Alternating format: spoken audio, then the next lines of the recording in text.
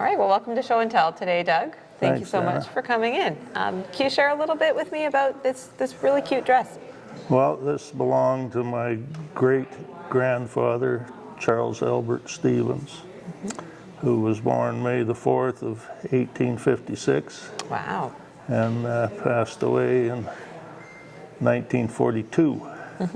So I never got to meet him, but I know where he is. He's in White Oak Cemetery. Okay. So, but back in the day, boys wore dresses just the same as girls. And it was, I think, for the ease of getting to the diapers when they were little. I'm sure that's what it was all about. Do you know about how old he was when he wore this? He was a year and a half. My great aunt, his daughter, Ruth Stevens, wrote this note. It says, Charles Albert Kemp Stevens, born in London, Ontario, May the 4th, 1856, wore this dress when 1.5 years old.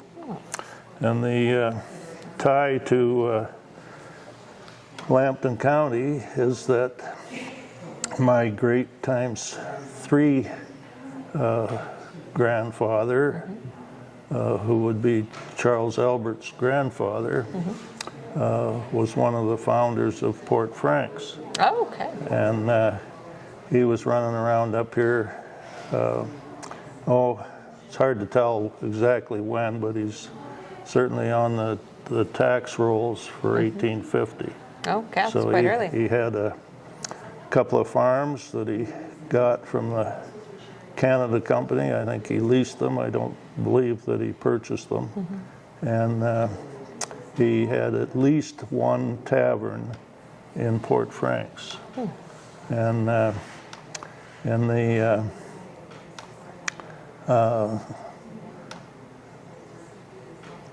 way that he did things, he was, I think, quite the entrepreneur, because he also had a tavern in London on Wellington Road and South Street. And he got that in 1856. And so what they were doing, his son Charles was in London at the time looking after that tavern.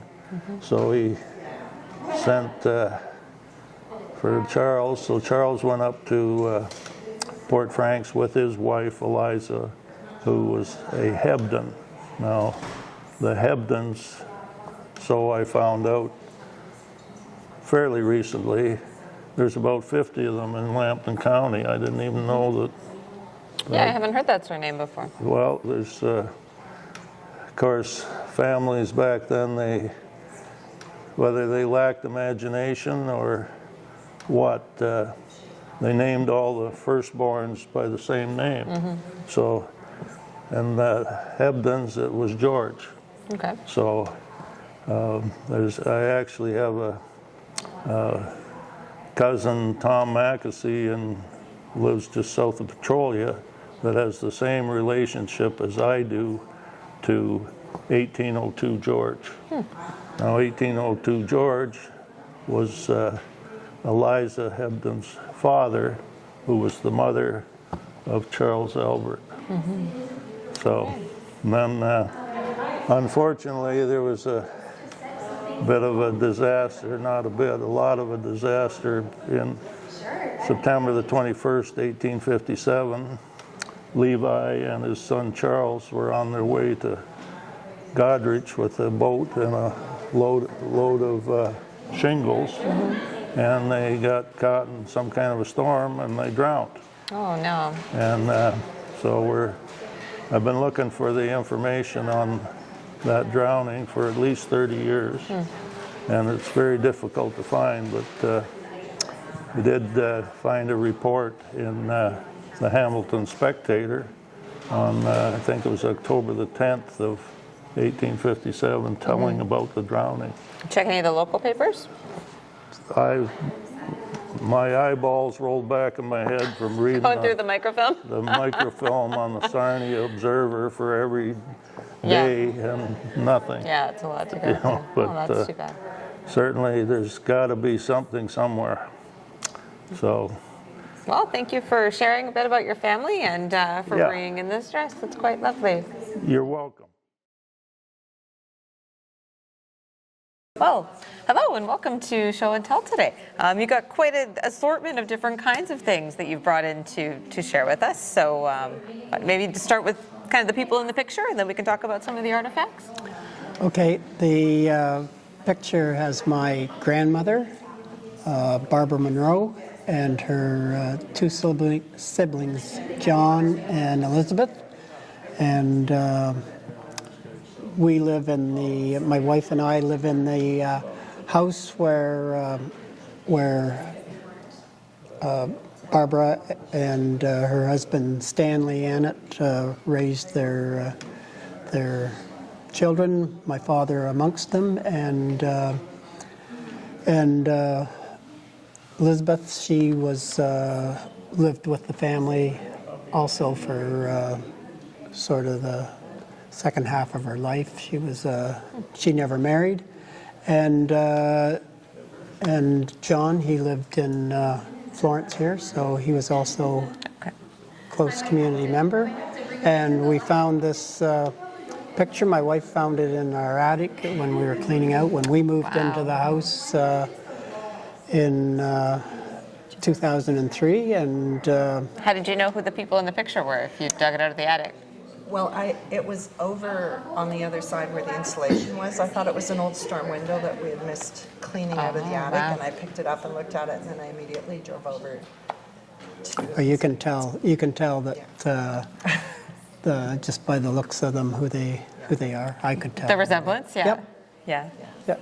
When was the house built? It's pre-1900. Not exactly sure. It was built by some of the Morehouse families that are early settlers in this area. right. So it's probably in the 1880s. It was kind of built in. It wasn't all built at once. They built part and then they added on. So yeah, it's You guys fairly had old. it since 1923. Yes, my grandparents moved in the early 1920s. So, Okay. so What an amazing Yeah. find in the attic. Yeah. That's so Yeah. cool. And then what else did you guys bring? There's a couple other things so on the these table are just here. some of the gas lighting fixtures that were originally in the house. There's a gas well on the farm, so that supplied gas for heating and lighting to the house. So these are just some of the pieces that are left over. Yeah. That's great. Was there anything else you wanted to share? I think that's our story, I guess. Well, thank you so much for coming and sharing today. Yeah. Okay. Yeah. Thank you. And it was fun to have this opportunity to share it, right? So, thanks. Well, good afternoon, Marie. Thank you so much for coming to Show and Tell to share with us today. You brought quite a few things, so I'm looking forward to hearing about what the stories behind some of these items and how they're related to your family. So, All right, thank you. I'm Marie Charbonneau. My roots, as far as Florence is concerned, are the Mullum family and the McDonald family. And this top was my great-grandmother's wedding dress. The skirt has since disappeared. I have no idea what happened to it. But my mother inherited that from her mother. And the picture shows the couple. And this is Henry Mullum and Rachel Curry on their wedding day in 1884. And at the back of the picture, it describes the dress, the detail of it, and that it was her wedding dress. oh yeah, her wedding dress. Green silk dress, steel buttons. Yes. Embroidered cuffs and collar. Orange blossoms at collar. That is so neat that they describe the dress on the back of the picture. You don't see that very often. No, we forget to do it, and we tell ourselves we're going to do it, and we never do it. Yeah, no, that's wonderful. right. And the buttons are beautiful. Yeah, And it's the in very good buttons condition. feature an acorn, and the sleeve Oh, wow. is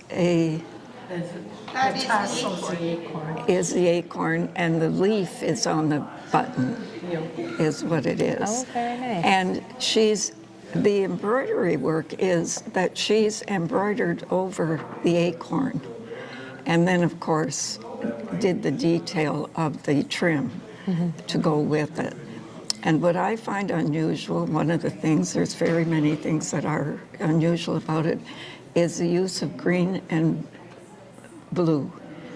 I don't know if you've heard it, but in my family, the saying was, green and blue will never be seen, except in the washing machine. Or on your wedding day, I guess. I guess you can have whatever you want. Well, I think they look beautiful together, so. Yes, What a and great I'm piece. just so sorry that the skirt has disappeared. And then what about the painting? This item, we're skipping a couple of generations. This is a wedding gift to my grandmother and grandfather, Adarina Mollum and Glenn Gould, who were married in December the 4th, 1917. But the extra interesting thing about this painting is that it was painted by Emma Kirby, who is a Florence girl. And she was an artist. On one census, for sure, it says that she was a painter. On another, it says she was a weaver. And the other census give different occupations. So we know that for sure. So anyway, it says on the back that this painting was purchased for $10. And it was purchased by my grandmother's sister, my mother's Aunt Lila.